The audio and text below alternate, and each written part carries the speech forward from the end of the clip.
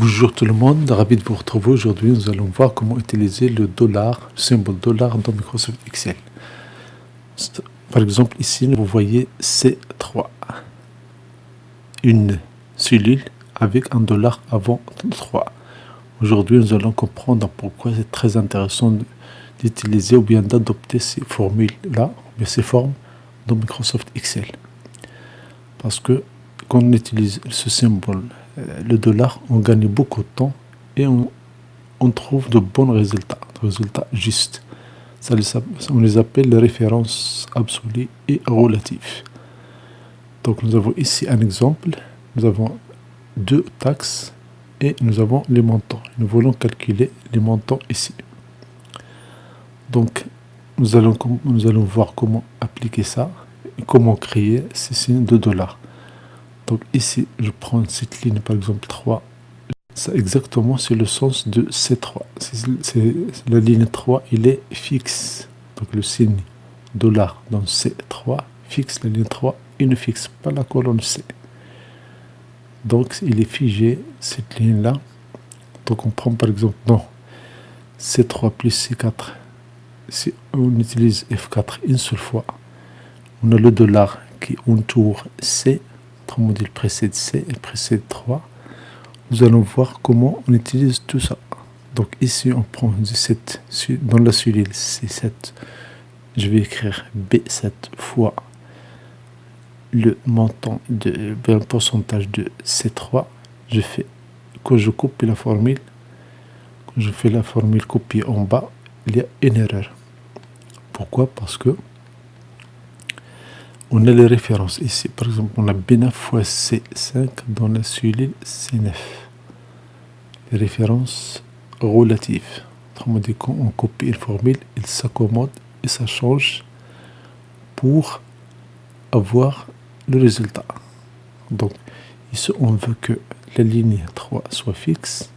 Nous avons besoin d'utiliser une technique spéciale pour Excel. Ici, dans la formule, on a égal B7 étoile C7. Et si on ajoute un dollar avant 3, c'est comme si on dit, s'il vous plaît, la ligne 3, restez fixe.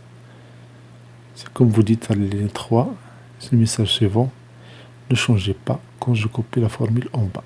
Pour que Microsoft Excel comprenne ce message, on va utiliser le signe de dollar. Donc, le signe de dollar doit précéder 3 pour que la ligne 3 soit fixe. Donc, je supprime tout ça et j'écris ma formule dans la cellule C7. Donc, je vais écrire égal B7, le prix de la marchandise A, étoile C3. Mais pour fixer la ligne 3, la ligne verte, je dois saisir avec mon ordinateur le symbole dollar. Le symbole de dollar, il est à côté de la touche entrée. Donc je clique par la souris et je fais la saisie du signe de dollar et je fais entrée pour valider cette formule-là. Quand je copie, vous allez voir que les résultats sont justes parce que j'ai toujours la cellule C3 fixe. La cellule C3 fixe, quand je copie en bas, elle ne me donne pas C4, C5, C6, mais c'est toujours C3. Autrement dit, la ligne, elle est gardée, elle est fixée, elle est figée. Donc voici l'utilisation de dollars quand il précède les nombres, quand il précède les lignes. Donc cet exemple-là, c'est $3.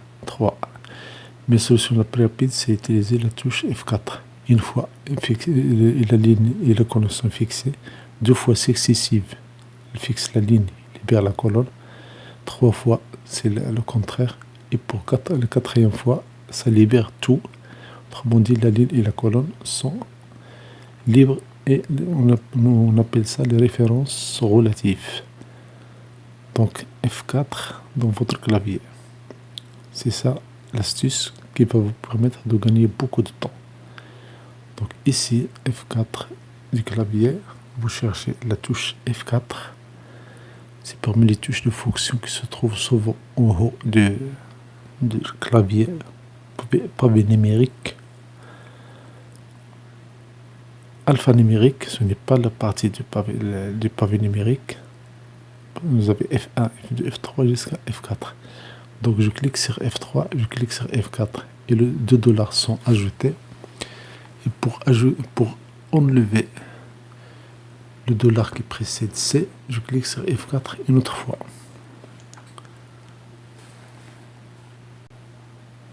Je clique sur F4 une autre fois et immédiatement, je n'ai qu'un seul dollar qui précède 3. Je fais un double clic et voilà, la copie de la formule en bas est faite immédiatement. Maintenant, dans la cellule D7, je vais écrire égal, puis je vais faire B7 étoile C4. C4. Et pour fixer la ligne 4 cette fois-ci, je fais F4 deux fois successives. Ainsi, le signe de dollar, il précède la ligne 4. Quand je fais un double clic, immédiatement les calculs sont faits. Mais l'astuce, c'est qu'on va utiliser le contrôle entrée.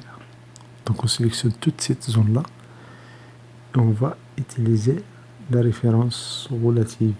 On va fixer une fois la ligne, puis une fois la colonne. Donc une seule formule. Quand vous sélectionnez une zone, vous entrez la formule. Donc ici par exemple, je sélectionne B2, B7. J'écris la formule ou la valeur. Quand je fais contrôle entrée, toute la zone elle est remplie avec cette formule. Donc je sélectionne C7 jusqu'à C9. Et je vais faire égal B7 étoile C3. Je fais F4 deux fois. Et comme ça, C3 elle est fixée.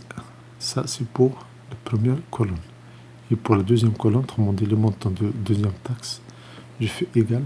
Donc je prends le prix B7 et je le multiplie par le taxe.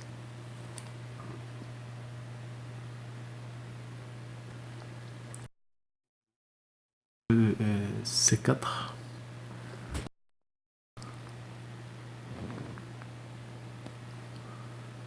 C4, donc je fais B7 étoile C4 et je fais F4 deux fois.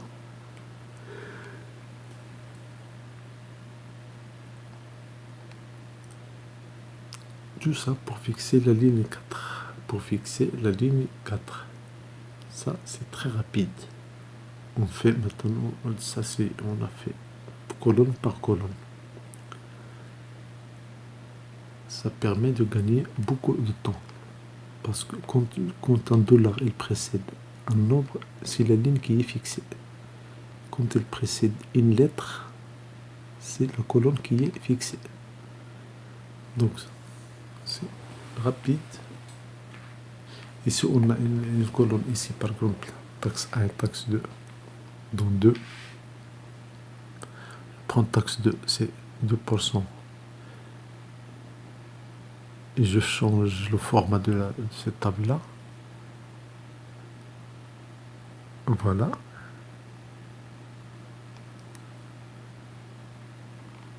J'efface tout ça et je vais utiliser une seule formule maintenant. Donc je sélectionne la zone C7, D7. Je fais égal, je fais B7 étoile C3. Étoile C3. C3 qui contient le taxe, autrement dit le pourcentage de taxe. Ça, ce n'est qu'un exemple, attention, c'est un exemple à bit pédagogique.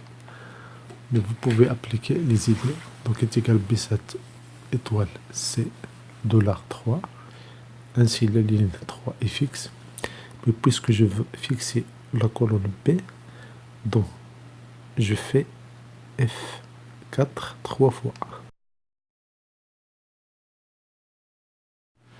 Donc vous sélectionnez la zone C7D9, vous allez saisir la formule égale B7 étoile C3. Et avec F4, vous allez essayer de faire que le signe de dollar précède B dans B7, puis précède 3 dans C3. Comme ça, la colonne B est fixe et la ligne C est fixe. Je fais CTRL-Entrée pour remplir toute cette zone-là. La cellule C3, elle contient taxe 1. La cellule D3 contient taxe 2. Quand on fait des vérifications, on change les numéros, immédiatement, vous allez voir des changements. Si vous changez par exemple dans B, on fait 1000, la formule va faire des calculs immédiatement. Et ça se commande parce qu'on a fixé la colonne B et on a fixé la ligne. Merci pour votre fidélité. Si vous avez aimé cette vidéo, merci de vous abonner, merci de partager cette vidéo. Votre soutien est très apprécié. Merci beaucoup. Abonnez-vous à cette chaîne. Merci beaucoup.